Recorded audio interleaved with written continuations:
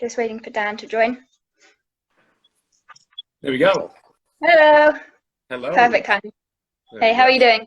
I'm good. How are you? Yeah, good, thank you. Good. So yeah, do you want to just give a bit of background into your current role and what you do day to day? Sure thing. So I'm Dan Plews. I was a contributor to HIIT Science with rowing and triathlon. And currently I have a couple of roles. I'm the head of physical performance for Emirates Team New Zealand, which is the America's Cup sailing teams here in New Zealand, which are so the current America's Cup holders, and also senior physiologist for canoe racing New Zealand as well. Okay, sound pretty busy. Yeah, with the women's program. So yeah, they're my Okay. two main roles. Yeah. And you also train yourself, right? Triathlon? Yeah, train myself, do a bit of triathlon, a little bit of Ironman. So yeah, I'm the current age group Kona course record holder. So yeah, I'm quite keen in that. I actually coach a few pros and a few age group athletes. That keeps me certainly very busy. So Sure. yeah, across a number of sports really, which has been really good. And prior to working in the sports I'm in at the moment, I was with a New Zealand rowing team for 8 years. So I went to both London and Rio Olympics. Yeah, I think seven medals across those with that team. So that's yeah, pretty good. Yeah. It's very cool. Are you on a team right now for the next Olympics, whenever they may be? Yeah, well, the team will be the women's kayak program here in New Zealand. So yeah, we have a pretty strong contingent. So Lisa Carrington's she's a current 200 women's kayak K2 200 women's kayak Olympic gold medalist, and she was bronze in Rio for the 500 as well. So we've got a potential of getting either 3 or 4, because we've got a pretty strong K4 in it, and we've got a pretty strong K2 as well. So we'll see what that brings. But yeah, I mean, obviously it's been cancelled and moved back, which was pretty hard on them. I think hard on the athletes and hard on some of the staff as well. But yeah, so yeah, it's cool. No, definitely, because you're working so long to get to that position, and then it's all taken away, and you don't know exactly when it's going to be, and yeah, it's tricky. Yeah, exactly. Everyone's working really hard to that, and everyone's got that goal in mind. So suddenly the goalposts are moved, and it's pretty tricky. So yeah, no, definitely. But yeah, so you were mentioning you worked on the rowing and the triathlon courses. Shall we look at rowing first? Yeah. So what are the key physiological factors that are key to success of rowers?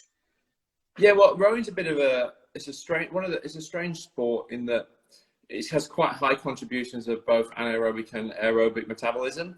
So if you look at the literature, typically it's around 80% aerobic, 20% anaerobic, or with the anaerobic metabolism. So it presents, that's quite an interesting combination, because you do really need both sides. It still means that most of the training is aerobic, but also there's a high strength element as well, particularly at the starts. So when obviously you're stationary, it requires a lot of force to get the boat moving and get the boat up to speed. So so that's kind of, they're the two main areas where rowing's quite an interesting sport, because you can't really neglect either. Most of the training is aerobic, but I have seen instances where if you neglect the more of the speed and the anaerobic side, you do tend to get a reduction in performance as well, or at least a stagnation in performance. Okay, and how do you balance those two things in a training program?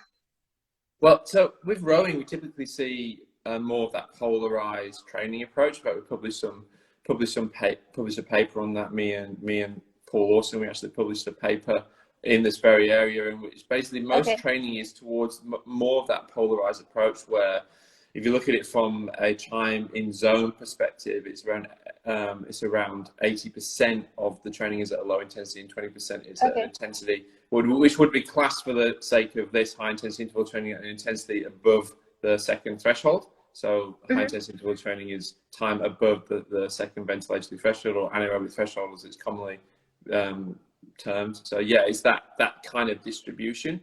And yeah, but in some cases we have seen more of this pyramidal approach as well to training intensity distribution, but mostly from the data that we come across, it's mostly polarized. And even if you look at the literature, and one of the first polarized training papers was in Norwegian rowers, and they were certainly more of that polarized model. So sure.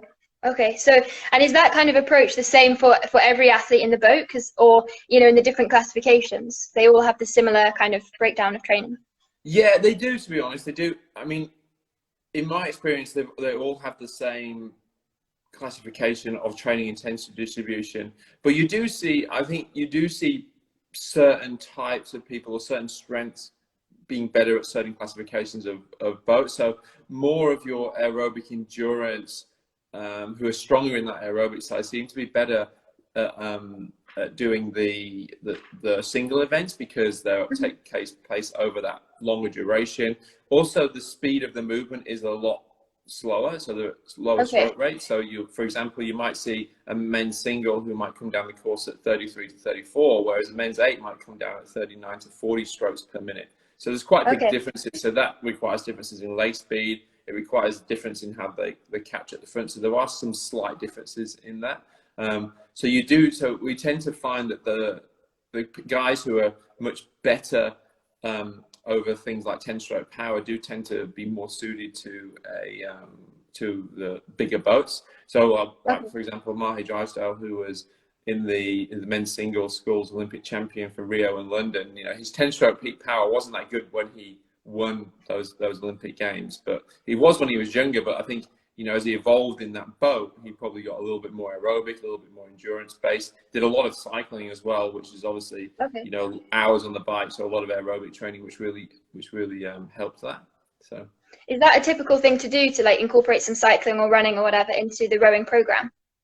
Yeah, not running, but if you look at the muscle usage of cycling and rowing, it's very, very similar. Largely quad dominant. So looking at the vastus medialis, vastus lateralis muscles, they're huge players in both cycling and running. So you're getting some of those specific adaptations in the right place. And also, if you think about, like, in particular case of Mahe, for example, he had a bit of a back problem, so it was a really great way for him to cross train. He could only really row once a day, so he would therefore cycle for his second session of the day. Like rowing in itself, it's not, if you think about the number of back extensions that a rower would do in a lifetime, it's not really a natural thing to do. So at the end of the day, when it comes to training, the most important thing I always say is consistency is absolutely key. So anything you can do to keep the athlete rowing or in the boat and training consistently is really, really important. And that's where cycling, I think, has a very good place. You can do 4-hour rides. It's really hard to do a 4-hour row. So that time of stimulus is really, really, really good. So. Sure, and I mean the feasibility as well, like going out for a row, if you're by yourself or even with the team, trying to balance that together. Having the cycling there also gives them that option to add on if they need to. Yeah, and I have to say, like two of the main people I worked with on the cycling side was Emma Twigg and Mahe Drysdale. So they were both. So Emma Twigg was 2014 Women Olympic Schools world champion. The key thing is that they are single scullers, so they're not disrupting the rest of the team, right? Once you get into an 8, for example, it becomes a bit of a problem, because if one person doesn't want to cycle, it becomes a problem. And also there's a little bit more, the timing, I mean, I'm talking like a rowing coach, I'm not a rowing coach, but I do know this much, that, the timing of rowing, the movement of 8 people in a boat requires a lot of practice and refining, whereas when you're in, so you have to practice that more. And it's kind of a little bit like in swimming, you can lose that feel quite easily. So whereas in a single, it's not so much a problem, because it's only you have to worry about. So that makes sense. It's like the technical, tactical side of things as well. They've got to balance that into the training program as well. Yeah, for sure. And the technical and tactical side probably becomes quite a mouthful, that I have to say. Yeah, especially at 6 a.m. in the morning. And that side of things probably becomes more relevant in the bigger boats, because there's more to play with. We've got 8 guys all working together, which is why in an 8 you have a coxswain, because the coxswain can help them with that sort of side of things. Sure, keep them in time. Yeah, exactly. Yeah. Which players? So in addition, carry on. Yeah, so the cops play massive parts in the men's in the eights. And people often those who, I mean, I thought the same. I'm like, what's this guy doing at the boat just shouting at these guys? But they're really important roles. They're almost like semi coaches because they can actually feel the movement. So Definitely. Yeah. No, yeah, definitely really important. Do you know, do they do any training, or is it definitely much more just the kind of control of the boat type position? Well, they do training because they have to maintain a certain body weight. You know, they're, Sure. they're obviously smaller and they want to be light and lean. They have to be a certain weight to, no one needs a big 80 Yeah. kilo person in the front of the boat. So that's the main thing that they do. Yeah. Okay. So in terms of the training for rowing as well, so how do the what HIIT weapons are used? What's that kind of that jumble around? What do you use for the training for rowing? Yeah, so I guess the main, I'll talk about the intervals first. So the main intervals that are used in rowing are kind of the short intervals and the long intervals, and then also we'll use a bit more of the sprint interval training as well. But mostly it's the short intervals and the long intervals. And I did a lot of work with the men's pair over the years, and that was what happened with that was we generally would start with the shorter intervals, and then we would move into kind of more of those long intervals as we got closer to the racing as well, because principle of specificity applies, and it's just a bit closer.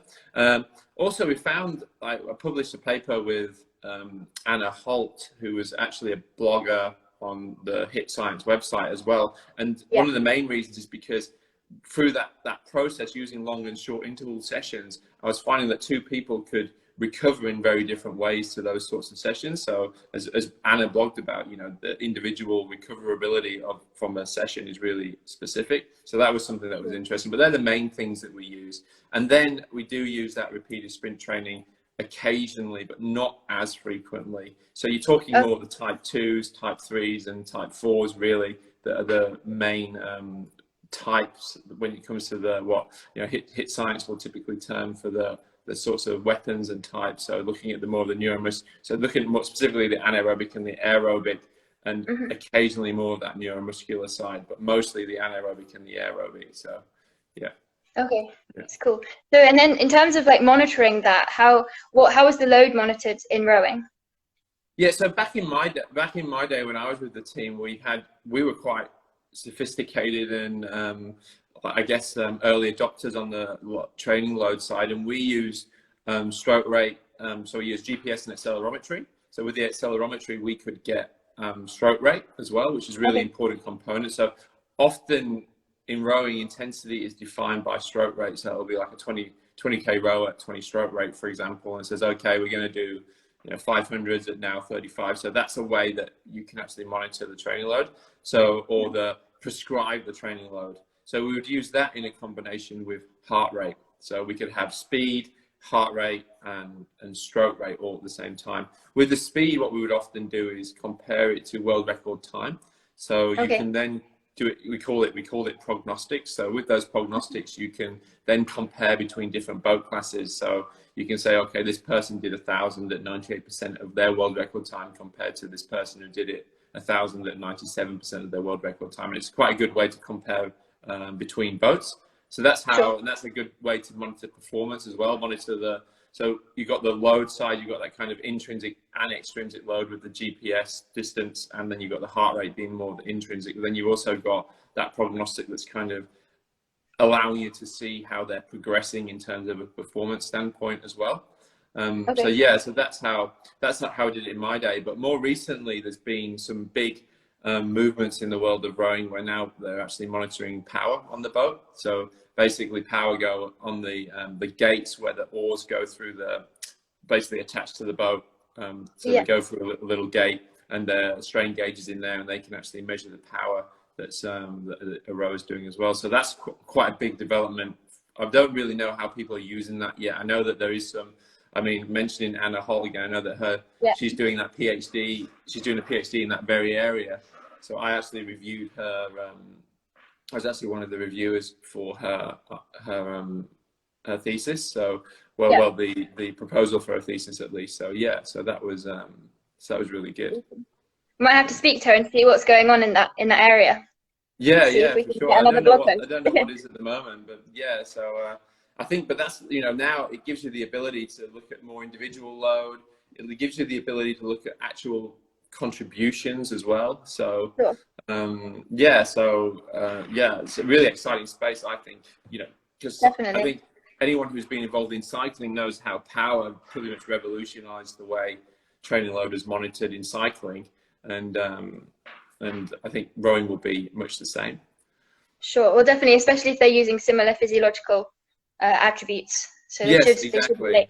Yeah, for sure. I mean, if you look at also like pursuit cycling, it's reasonably similar. Pursuit's over 4 minutes, rowing's over 5 to 6 minutes. So, and depending on the boat, but yeah, so you're getting some close, some pretty close representations there. So that's pretty awesome.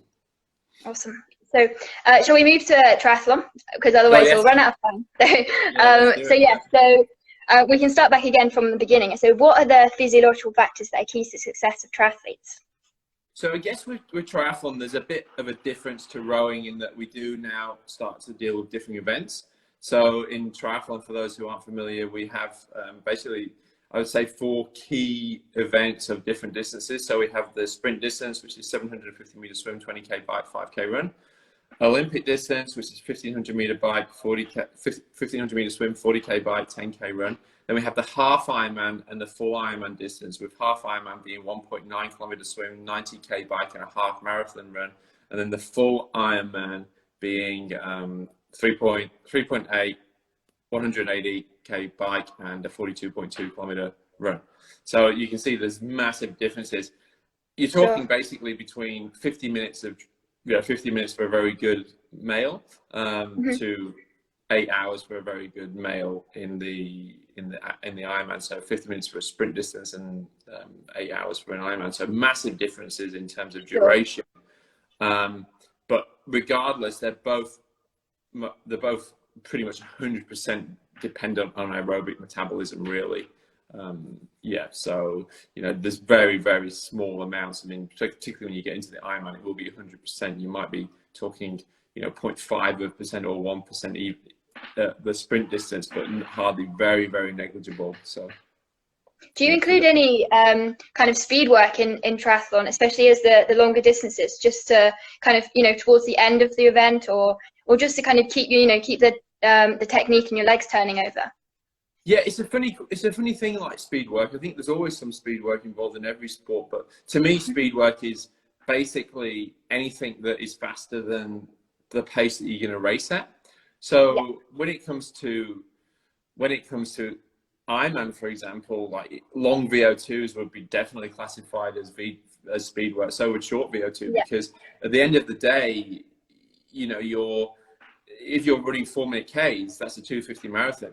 Like in an Ironman, you run a 250 marathon. That's really good. That's pretty fast. So if you're running 320s or 310s for a K, you know, that's a lot faster than what you're going to go and race at. Whereas when you start looking at the Olympic distance, you know, those guys are running, you know, 3-minute K pace or faster sometimes. So then the speed work becomes a bit different. Then you might have to look at more short intervals and more of that repeated sprint training to do true speed work. So I think it's like, as Prof always taught me, he always said, you know, context before content. And that's a prime example of where context is more, you know, you have to think of the context of what you're doing before you pull together the content. Of course. Yeah, because I mean, you're a triathlete, but ultimately it's almost 4 different sports because of the different distances and the different, you know, the different needs and requirements of those different events. Yeah, so. Exactly. And particularly when you get to Ironman, it's you know, metabolism becomes absolutely critical in the Ironman side when it comes, especially preserving carbohydrates, endogenous stores of carbohydrates. So the whole area becomes really complex, and efficiency plays an absolutely massive part when it comes to those longer events, especially because if you're not efficient with the way that you swim, cycle, and run, you know, wasted energy and use of energy and supplies that you really need to save to get to the end in as good a state as you possibly.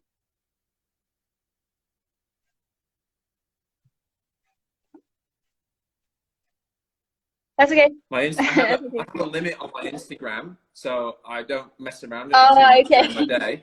and it's just said your Instagram limit's up. So okay, well, we won't keep you too much longer. No, that's all good. I turned it off now. My limit for the day is now open. Okay, fair enough. So you were talking about some speed work being important. How is that spread across like the swim, cycle, and run for triathletes at the different distances? Sorry, say that again. Sorry. Would you? So for the higher speed work or the high intensity work, how is that split across the swim, cycle, and run for the different distances? Yeah, well, I think again, context before content depends on the athlete and where they need the work. I mean, in an ideal world, if someone's, they have an even distribution between swim, cycle, and run, they don't need any extra work on the VO2 or need any work on the anaerobic metabolism in swimming compared to the cycling, it would be even. But if you've got someone who specifically has a downfall in a specific modality, then you just shift it more towards focusing on that. If you look at the distribution generally of swim, cycle, and running in triathlon, it's about 30% of time is spent, around 30% of the time is spent swimming, 50% of the time is spent cycling, and then 20% of the time is spent running. And you would assume that your normal training distribution is reasonably even within that sport as well. So, if you're talking 20%, you're talking within that, even 20% of running, but still looking at more of an 80% sort of model. So it's kind of works the same way. Yeah. Okay, and those percentages, is that how it's kind of spread across the week of training as well? So so that's generally how you see things in a week, is that it's generally spread in that way for most people during the week. I mean, you do get differences, of course, like some people might do less swimming, and you generally find that Ironman guys will do more time on the bike just because it's a long, the riding 180k, but generally it's around that typical kind of area. So okay. Yeah. And you were mentioning like economy, especially for the Ironman distances. What kind of training do you do to ensure that's their nutrition manipulation or kind of what other strategies are you using? Yeah, well, economy is a major one, and there's so many reviews in the scientific literature that have been done in economies. And I was actually just reading one the other day, and some of the ones high intensity interval training was mentioned basically in the conclusion of this review. I can tell you what it was. It said that some of the main things that contribute to economy are high intensity interval training. Thankfully for this Instagram story, training in the heat was another one, and also plyometrics. So they would be the three things that seem to contribute the most. But of course, it's all about having a well-rounded program, because I think there's also a lot to be said for doing longer runs and trying to perform when you're a little bit tired as well. So, so yeah. And but in terms of there's a difference between economy and fuel efficiency as well. So you can have really low so if you're a good fat burner, for example, that's quite good because you're going to be saving carbohydrates in an Ironman. But if you're someone who has a low economy, your overall energy expenditure is also really high. So it kind of like defeats you have to think of both sides, because if your overall energy expenditure is high, but yet your fat metabolism is high, you'll still be using more carbohydrates than someone who's got a low, who's really economical and got a high fat burning percentage, because your overall usage of carbohydrate is still lower. So that's something that you also have to consider, because economy can be measured in basically calories per minute as well. So how many calories you're using in terms to move the body forward at 16 kilometers an hour or whatever that might be. So yeah. And then we've spoken about the running, cycling, swimming. Obviously you have some strength in there as well. How does that fit into the rest of the kind of the program? So my belief is, I don't really believe much in specific like gym strength stuff. I believe a lot in strength work. I think there's a lot of place for like things like plyometrics, mobility, core stability, glute work, all that kind of thing. Super important, because that's going into the efficiency side of the importance of that holds in triathlon. But when it comes to specific strength, I'm really a big fan of hill running, big gears on the bike. So basically riding up hills in a big gear, 60 RPM, really using a lot. So the torque is really high. So you're depending a lot more on strength.